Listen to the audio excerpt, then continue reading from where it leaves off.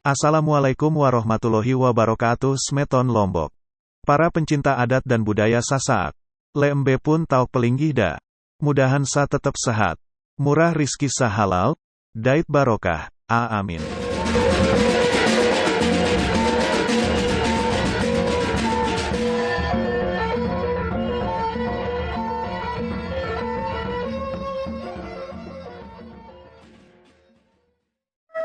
Kerajaan Selaparang adalah salah satu kerajaan Islam yang ada di Lombok, Nusa Tenggara Barat.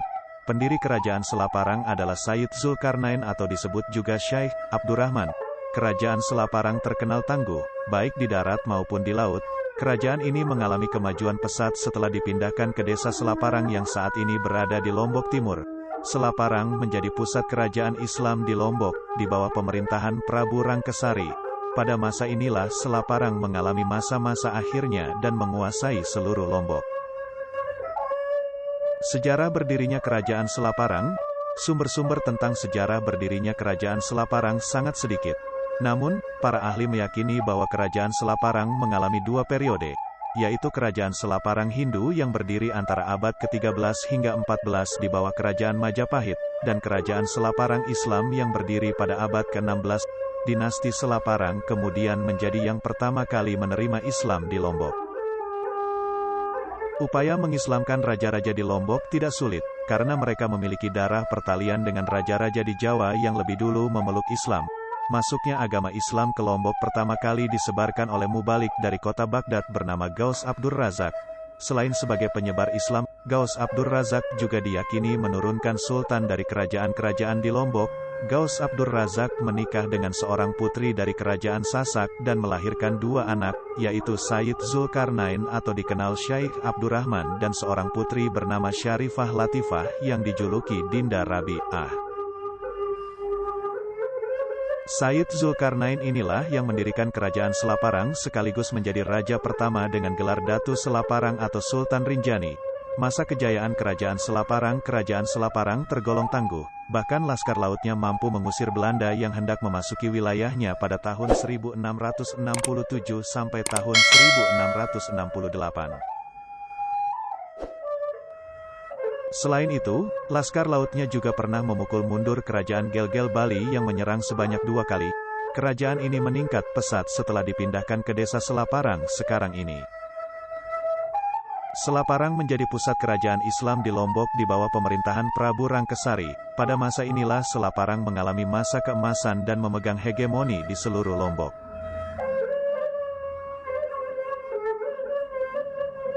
Keruntuhan Kerajaan Selaparang pada awal abad ke-15, para imigran petani pembohong dari Karangasem, Bali membentuk koloni di kawasan kota Mataram saat ini. Secara berangsur-angsur, koloni ini berkembang hingga menjadi kerajaan kecil, yaitu Kerajaan Pagutan dan Pagesangan yang mengancam keberadaan Kerajaan Selaparang. Selain itu, ketika menghadapi Kerajaan Gel-Gel dan Kerajaan Mataram Karangasem, terjadi perselisihan antara Arya Banjargetas dengan Raja Selaparang. Arya Banjargetas beserta pengikutnya kemudian meninggalkan Selaparang untuk bergabung dengan Kerajaan Mataram Karangasem. Pada akhirnya, Kerajaan Selaparang berhasil ditaklukkan Kerajaan Mataram Karangasem atas bantuan taktik Arya Banjargetas. Sejak 1672, Kerajaan Karangasem menjadi penguasa tunggal di Lombok. Lalu apa saja peninggalan Raja Selaparang? Ada beberapa peninggalan sejarah Raja Selaparang yang sampai saat ini masih ada. 1. Masjid Pusaka Selaparang. 2. Makam Raja Selaparang. Masjid Pusaka Kerajaan Selaparang yang berdiri kokoh di Desa Ketangga Kecamatan Suela Kabupaten Lombok Timur ternyata menyimpan misteri. Di dalam masjid, tepatnya di depan mimbar terdapat sebuah batu yang kini ditutup dengan kaca. Konon batu tersebut berasal dari negeri Baghdad, Irak. Sementara di depan Masjid Pusaka, terdapat sebuah bangunan yang berukuran sekitar 5 x 7 meter persegi, yang oleh masyarakat disebut sebagai Gedeng Pusaka, yaitu sebuah tempat menyimpan benda-benda pusaka Kerajaan Selaparang. Di dalam gedeng tersebut tersimpan sebuah Al-Quran bertulis tangan, keris dan pelindung yang terbuat dari kulit anak manusia, Tangyang.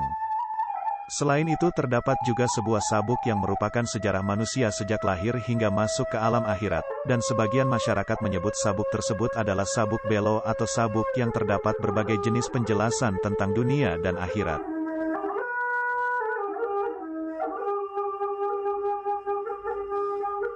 Selain adanya peralatan perang, juga terdapat sabuk belo atau ikat pinggang yang cukup besar.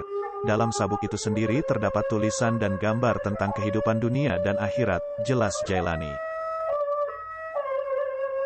Tidak jauh dari tempat ini atau sekitar 6 km, terdapat sebuah makam raja yang terkenal di Pulau Lombok, yaitu makam Raja Selaparang, sebuah kerajaan yang muncul pada dua periode yakni pada abad ke-13 dan abad ke-16.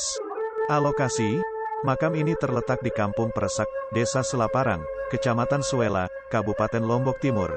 Kira-kira jarak 4 km di sebelah barat laut ibu kota Kecamatan Pringgabaya. Dari Mataram ibu kota Provinsi Nusa Tenggara Barat, jaraknya lebih kurang 55 km. Dapat dijangkau dengan segala jenis kendaraan, termasuk kendaraan jenis bus. B-status: makam Selaparang termasuk sebuah monumen peninggalan sejarah dan purbakala yang ditemukan dan dicatat sebagai peninggalan sejarah dan purbakala, tidak digunakan sebagai tempat yang digunakan semula, yaitu sebagai tempat pemakaman. Oleh karena itu, makam Selaparang termasuk dalam klasifikasi monumen mati atau dead monument. C. Fungsi: makam Selaparang memiliki fungsi sosial yang cukup penting sebagai tempat berziarah. Makam ini terkenal juga dengan sebutan makam keramat Raja Selaparang. Hal ini dilihat dari banyaknya peziarah pada waktu-waktu tertentu, terutama pada musim menjelang keberangkatan jamaah haji ke Mekah. Banyak yang memerlukan berziarah ke makam ini lebih dulu. Tradisi ini masih berlanjut sampai sekarang. D. Latar belakang sejarah: di dalam Kitab Negara Kertagama, Pupuh 14, disebutkan bahwa Lombok Nirah dan Sasak menjadi daerah kekuasaan Majapahit. Sekalipun para ahli berbeda pendapat mengenai penafsiran kata Lombok Nirah dan Sasak, sehingga melahirkan beberapa argumen yang berbeda. Namun para ahli ini sepakat bahwa lokasi yang dimaksud adalah Pulau Lombok. Bahkan sebelum dapat dipastikan, apakah pada waktu itu sudah ada kerajaan Selaparang. E. Tata letak kerajaan Selaparang: lokasi tempat berdirinya kerajaan Selaparang sangatlah tandus dan berbatu, sehingga patutlah kerajaan ini dinamakan Selaparang. Sela artinya batu, sedangkan parang artinya karang, jika disatukan menjadi batu karang. Selain memiliki arti simbolis yang berarti kuat dan teguh, nama Selaparang juga menggambarkan daerah kerajaan yang memang banyak terdapat batu-batuan. Daerah yang sangat berbatu ini juga mempengaruhi desain pagar dan bangunan rumah yang digunakan penduduk yang bermukim di sana hingga saat ini, ditambah pula dengan tempatnya yang terpencil. Kami menafsirkan, daerah yang tandus biasanya menghasilkan karakter masyarakatnya yang keras dan sukar serta memiliki postur kekar. Akan tetapi masyarakatnya tetap dapat hidup makmur dengan berkebun sebagai mata pencaharian terbesar mereka. Seiring perjalanan dan sepak terjangnya, Selaparang dalam mencitrakan dirinya sebagai cikal bakal lahirnya kerajaan terbesar di Lombok, mendapat banyak bantuan dan kerjasama dari kerajaan lain sekitar Lombok, termasuk kerajaan Goa. Dengan menilik sejarah yang lalu, kami juga menemukan alasan mengapa kerajaan Selaparang memilih Pringgabaya sebagai tempat membangun istana yang baru. Kemungkinan besar hal ini untuk menghindar dari musuh yang mulai memperhitungkan ancaman dari perkembangan kerajaan Selaparang yang pesat. Daerah yang terpencil akan mempermudah Selaparang dalam melindungi dirinya dari serangan musuh. Jika dilihat dari segi tata letak pun, kerajaan Selaparang memfokuskan perhatiannya terhadap serangan musuh dari wilayah laut. Mereka berpikir, serangan yang paling sulit dilacak adalah serangan melalui sektor tersebut. Menurut prediksi kami, hal inilah yang menyebabkan bangunan kerajaan Selaparang menghadap ke arah laut.